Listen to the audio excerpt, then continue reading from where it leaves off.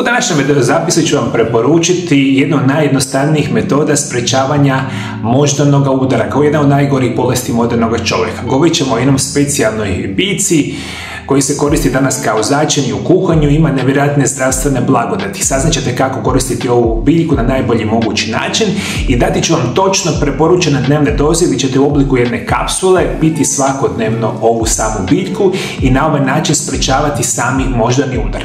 Moji dragi gledajte, danas vam preporučujem nešto što se naziva češnjak. Dobro je poznato da češnjak pojačava funkciju imunološkog sustava, smanjuje rizik od prehlade, viroze i gripe čak do 63%. Kardiovaskularne bolesti poput srčanog i moždanog udara najopasnije su bolesti modernog čovjeka. Visoki krvni tlak ili hipertenzija jedan je od najčešćih pokretača ovih bolesti. Redovitim korištenjem češnjaka srce i krvne žile bit će puno zdravije i u manjem riziku nastanka bolesti.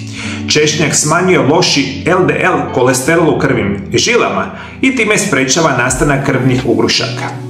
Oksidativna oštećenja slobodnih radikala pridonose procesu starenja, a češnjak sadrži antioksidanse koji podržavaju zaštitne mehanizme tijela protiv oksidacijskih oštećenja, čime pomažu očuvanju bolje funkcije mozga i sprečavanju nastanak same demencije. I da li ste znali, moji dragi gledatelji, vi kada redovito koristite češnjak, ne samo da vaš mozak će biti bolji, vaše srce i krvne žile će ići na bolju situaciju. Međutim, veliki broj vas vjerojatno ne zna da je češnjak jedan od krasnih prirodnih lijekova za funkciju jetre i vaših bubrega. Jedna prirodan način čisti i detoksicira naše tijelo i uništava one štetne mikroorganizme. Vi kada recimo u vašem tijelu imate nešto što se nazivaju paraziti, jako je preporučeno redovito koristiti sami češnjak. I češnjak je isto tako jedan od onih krasnih prirodnih lijekova za srce, za krvne žile, ali isto tako za zglobove. Ukoliko imate artritske promjene, koljena, kukova, bolesna leđa, i danas jako dobro znamo da ova biljka itekako pomaže. Međutim, za današnju informaciju najbitnije da zapamtite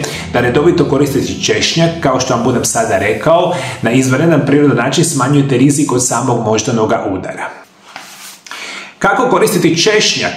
Češnjak je najbolje konzumirati u sirovom obliku, iako i kuhani češnjak ima veliku vrijednost.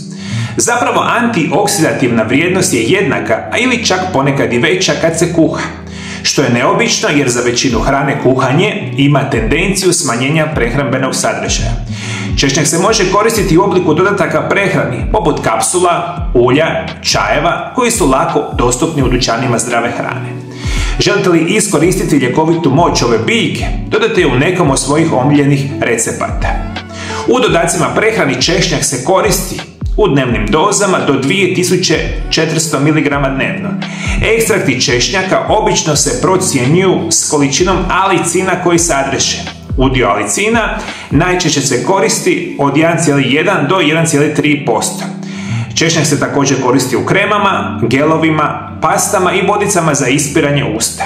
Razgovarajte sa liječnikom kako biste saznali koja doza bi mogla biti najbolja za vaše određeno stanje.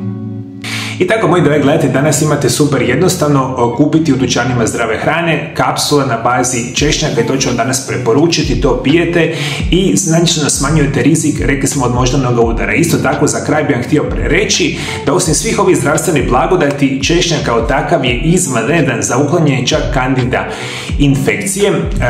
Isto tako infekcija samih stopala, jer rekli smo uništava i gljivice i bakterije i parazite i viruse na potpuno prirodan način i ova izvanredna biljka je generalno savršena za naš imunitet.